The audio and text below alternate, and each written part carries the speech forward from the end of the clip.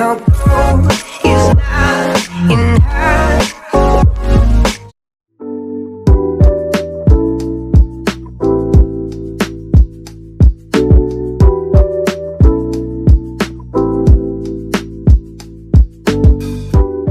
Assalamualaikum warahmatullahi wabarakatuh.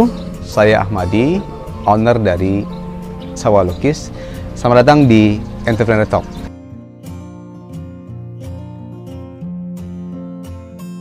Lokasi ini saya temukan saat saya goes ya.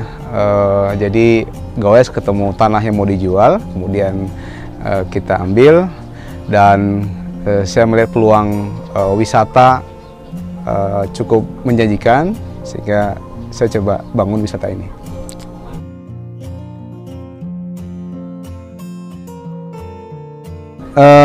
Sejak pandemi lah, ya karena pada pandemi itu orang benar-benar merasa sangat bosan di rumah, PSBB ya. Jadi ketika ada tempat wisata yang dekat, nggak perlu di swab, nggak perlu harus dengan pesawat, ini menjadi tempat yang akan dikunjungi orang.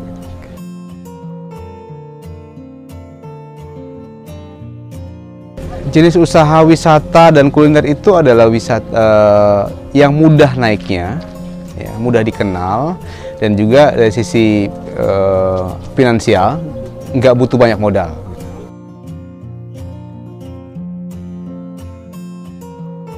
Saat ini kita mempekerjakan sekitar 12 orang karyawan.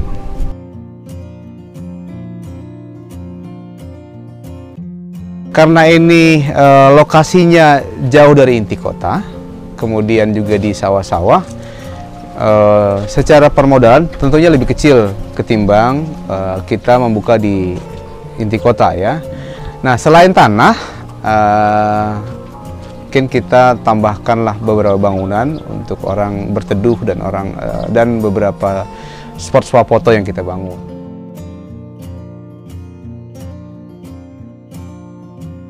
Peluang usaha wisata dan kuliner itu di era pandemik, di masa pandemik itu kinclong ya. Karena tadi orang sangat bosan dan butuh tempat-tempat yang ingin dikunjungi tapi bisa dikunjungi tanpa harus naik pesawat gitu. Nah, tantangannya kita harus di saat pandemik banyak orang yang tidak berpenghasilan atau kurang penghasilannya, artinya daya beli juga berkurang saat ini. Nah, itu yang menjadi salah satu tantangan yang harus kita hadapi dan kita harus bisa menyiasatinya.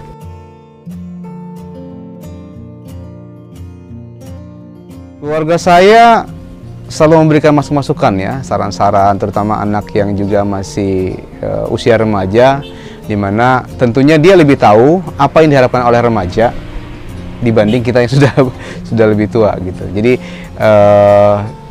keluarga cukup banyak mendukung, terutama di saran-saran dan idenya.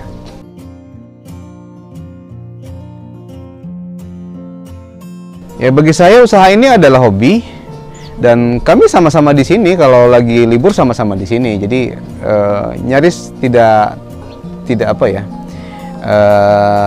berkurang waktu untuk keluarga gitu.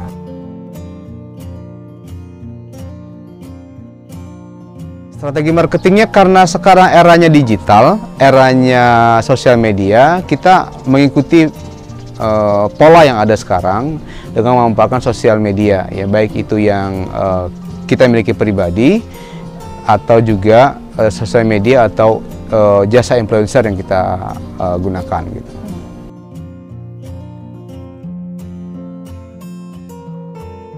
Jadi Binjai itu tidak punya gunung, nggak punya laut, nggak punya pantai, nggak punya ini ya. Jadi yang ada hanya hamparan sawah. Jadi keuntungannya adalah kita dekat dengan akses tol. Nah, apa sih pembedanya dengan wisata lain? Ini adalah bagian dari wisata kreatif. Artinya selain pemberian Tuhan tentunya ada ya. Nah, jadi sawah itu di mana-mana ada. Tapi kita coba create supaya sawah ini lebih bernilai, lebih unik, dan mungkin meminjam istilah anak sekarang lebih estetik lah.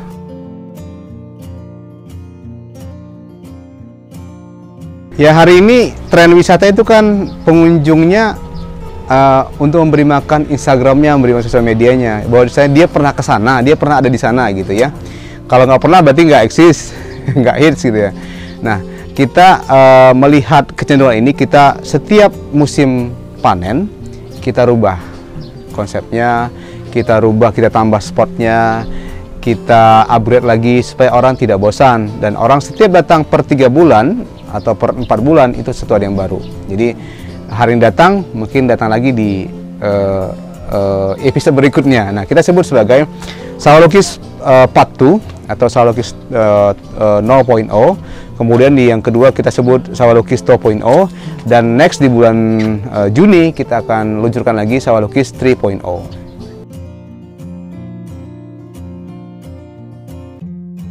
Sebenarnya lokasi ini bukan lokasi utama yang saya akan bangun, tapi ada lokasi lain yang hanya berjarak 500 meter dari sini.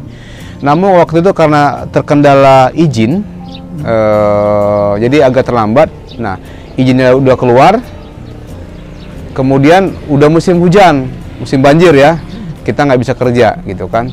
Nah, dan lokasi ini awalnya mau saya jual karena mau fokus di tempat yang satu. Tapi ternyata setelah, karena di sana nggak bisa dibuka, saya pindah ke sini. Rupanya ini yang lebih menjanjikan.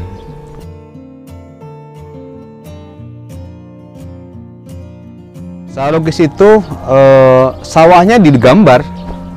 Jadi kalau yang pada musim-musim yang tanam utama, sawah ini kita gambar. Jadi ada pola. Sawah lukis pertama itu kita pola dengan I love you. Yang kedua ada orang gambar pakai masker, ada crop cycle, dan ada icon-icon kayak sarangeo gitu kan. Dan itu kita gambar dengan jenis padi yang berbeda, yaitu warnanya ungu. Nah, sawah lukis sendiri itu berasal dari seni lukis sawah dari Jepang, namanya Tanbo Art. Nah, itu kita adopsi dari sana.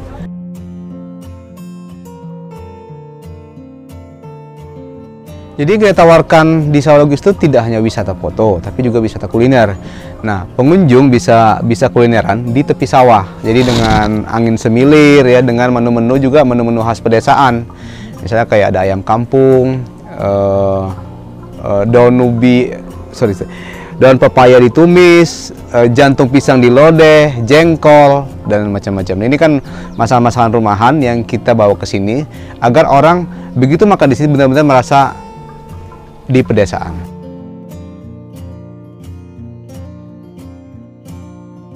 UMKM harus bangkit dan harus didukung juga oleh pemerintah, dan saya lihat sekarang juga pemerintah pusat juga getol sekali untuk membangkitkan UMKM, terutama di UMKM wisata ya.